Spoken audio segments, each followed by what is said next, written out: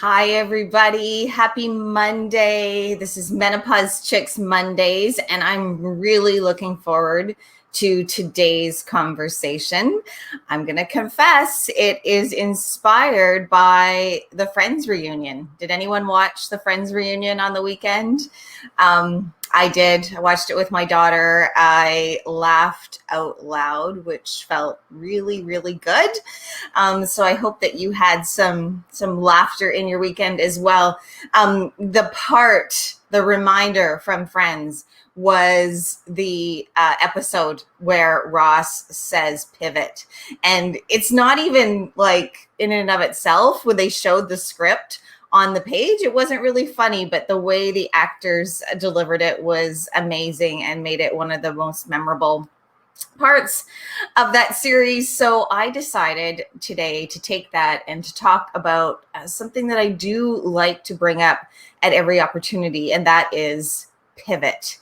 And I'm also inspired by Gloria Steinam, who has an amazing quote, and it goes like this: in order for us to learn, we must first unlearn. That landed with me a few years ago, probably over 5 years ago, when I was thinking about doing a TED Talk on reframing menopause and how menopause is misunderstood. And it continues to remind me that even my closest friends, because I run a community called Menopause Chicks, that they automatically assume they know what I talk about all day. So I'm going to go through like some of those examples, some of those conscious or unconscious beliefs that we've grown up with, or that maybe we've inherited from our mothers or grandmothers, or from culture, media, marketers, even the medical community. And I'm going to invite us to pivot and to get curious as to whether or not those thoughts and beliefs are actually true.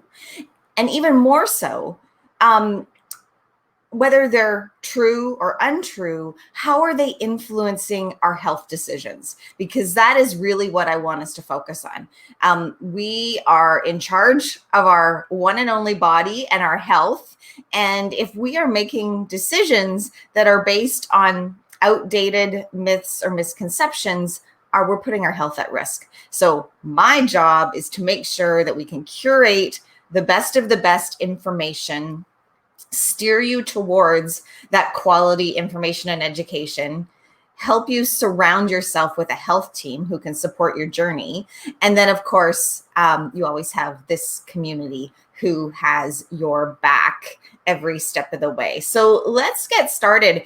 I think, the concept of pivoting, the concept of unlearning, nowhere is that more relevant than when we are talking about women's health, and specifically menopause, perimenopause to menopause and beyond. So the first pivot that I want to talk about is, language. If we were to walk out onto the street right now, put a microphone in someone's face and say, tell me the first thing that you think of when you say the word menopause, you see that thought bubble go above the person's head. And often that thought bubble is things like hot, old, tired, bitchy, and fat. Negative, negative, negative, negative, negative. Rarely do I say the word menopause to someone. Has happened though. But rarely, it's uncommon to say the word menopause to someone and for them to automatically think wisdom, smart, intelligent, wise, confident, beautiful. I mean, isn't that the goal? Isn't that where we want to get to? And that is not to say that women are not challenged by some health concerns and health experience. That is not to say, we are not saying that women don't suffer. But what we are saying is that if we can pivot the language that we use, and if we can have more examples in our culture and in our media of women who do portray that, oh, You are smart, you are savvy, you can get through this. And then you can live, the rest of your life, not only the healthiest that you've ever been, but also embracing that wisdom and confidence and beauty. The other thing that, you might have inherited from the last 30 years is that hormone therapy is something that you should avoid, or that it has risks associated with it. And this is a really, really important conversation for us to flex our curiosity muscle about. So I'm not saying that there aren't risks associated with certain therapies and certain protocols. There are. Everyone is individual. I mean, if you are a high potential, maybe you're overweight, maybe you have just a high health risk for stroke or heart disease. I mean, that is something that you have to sit down on an individual level with your healthcare provider and find out if that is an option for you. Now, this is a big subject, bigger than we have time for today. But the point that I want you to take away is that too many women are making health decisions based on headlines, hearsay, and memes. And I say that, and I am the one. If you follow me on Instagram, I am putting memes out into the universe and the internet on a daily basis, sometimes more than once a day. And so we have a responsibility to make sure that we're not making health decisions, important health decisions, based on memes or hearsay or outdated headlines from 2002. We have come a long way. And I know the information can be confusing and conflicting and overwhelming. And that's really, the mission of Menopause Chicks, is to help our members sort out that overwhelming information. It's one of the reasons why this Wednesday we have our final Menopause Masterclass of the season. I hope that as many of our members can join us, because it might not answer all of your questions, but it's going to start the ball rolling. If you can sit down for an hour with us in the Menopause Masterclass, it's like health class, probably maybe the only health class that you've had since 7th grade. And we're going to talk about hormone health. We're going to answer your questions.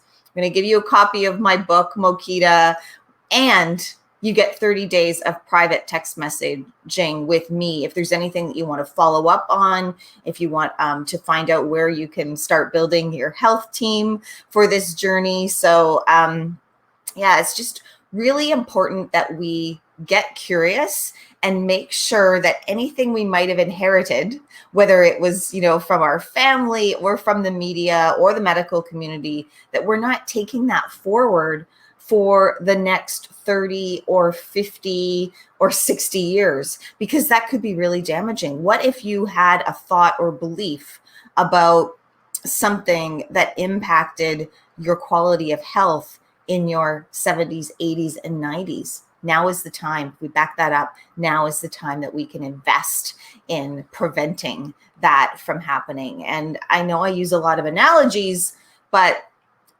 we don't do this same type of thinking when it comes to our cars or our homes. I mean, if you have a house and the roof is leaking, you don't sit back and go, oh, that's just part of being a homeowner. Or, you know what, I think I'll just wait and see if the leak stops. No, you don't. You get up on the roof, you assess the damage, and you work with a professional, a trade, who has experience and education in fixing roofs, and you get it done. And so if we can apply that same sort of philosophy to our one and only body as our asset, I think that we can go a long way in influencing the quality of women's health going forward, but also in the prevention of things like heart disease, stroke, brain diseases like dementia and Alzheimer's, bone conditions like osteoporosis, and even our vaginal health. We have so many women in our community who have not been told that they are not meant to suffer with vaginal dryness or vaginal atrophy. So being proactive, flexing our curiosity muscle, and learning, having conversations, and then choosing the journey that's right for you. That's the pivot that I'm inviting all of us to have. What's the other thing I wanted to mention? I wanted to, one of the other pivots I was thinking, and this was from my own experience, actually, if I was to like transport back into my 20s and 30s, I would have assumed that any problem, challenge, health concern that I had, that my doctor would know what to do. It's not true. And that is not a slight against our family physicians or our GPs whatsoever. They go to medical school. They learn in a disease-based model. If it's broken, this is how you fix it. They are taught how to prescribe. They are taught how to treat, to refer to specialists, and they're taught how to perform surgery in many cases. But preventative hormone balance is not taught in medical school. I know that from the School of Family Medicine at the University of British Columbia. It's not, and I bet it's not going to be part of the curriculum anytime soon. It's very complex.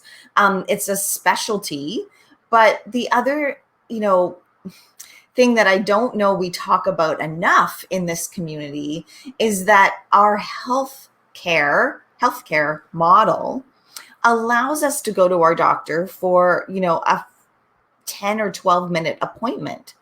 When someone is dealing with sleep deprivation, mood changes, irregular bleeding, hot flashes, vaginal dryness, vaginal atrophy, and it's possible we have members who, check all of those boxes, a 10 to 12 minute appointment is not going to cut it. And so we can't continue to try to push a square peg through a round hole.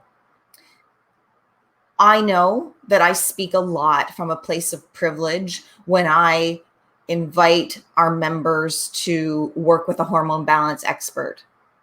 Sometimes that takes extra financial resources. Sometimes it takes, it taps into our health benefits if we are privileged to have health benefits. But I just don't want to rule anything out. If the only option that you have on your menu of options is working with your family doctor, then let's talk about that.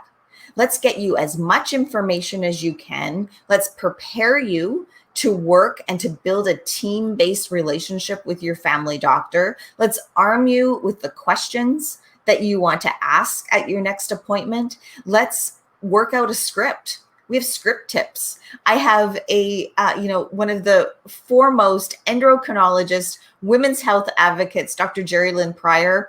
I did a podcast with her earlier this year, and she actually gave script tips to our members for how they should talk to their doctor if they are interested in pursuing, in the case of this podcast, progesterone therapy.